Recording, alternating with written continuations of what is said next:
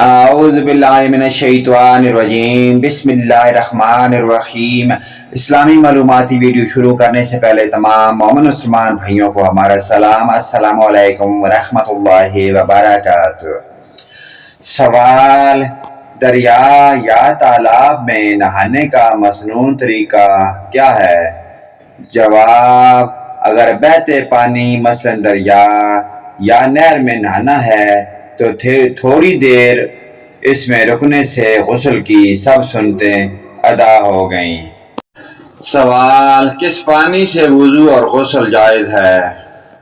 جواب: مین، ندی، نالے، چشمے، سمندر، دریا، نہر، کنویں اور برف اولے کے پانی سے وضو جائز ہے، اور جس پانی سے وضو جائز اس سے غسل بھی جائز ہے۔ سوال: بڑا تالاب یا حوض کس سے کہتے ہیں؟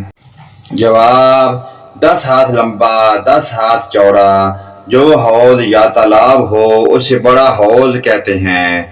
یوں ہی بھی ہاتھ لمبا 5 ہاتھ چوڑا حوض بھی بڑا حوض ہے، غرض کل لمبائی چوڑائی 100 ہاتھ ہو تو وہ حوض یا تالاب بڑا ہے۔ سوال: کس پانی سے وضو یا غسل کرنا جائز نہیں؟ جواب: کسی درخت یا پھل کے نچوڑے ہوئے پانی سے وضو جائز نہیں، جیسے کیلے کا پانی، گنے کا رس، یوں ہی وہ پانی جس کا رنگ یا بو یا مزہ کسی پاک چیز کے ملنے سے بدل گیا اور وہ گاڑھا بھی ہو گیا، یا پانی میں کوئی چیز مل گئی اور بول چال میں اسے اب پانی نہیں کہتے۔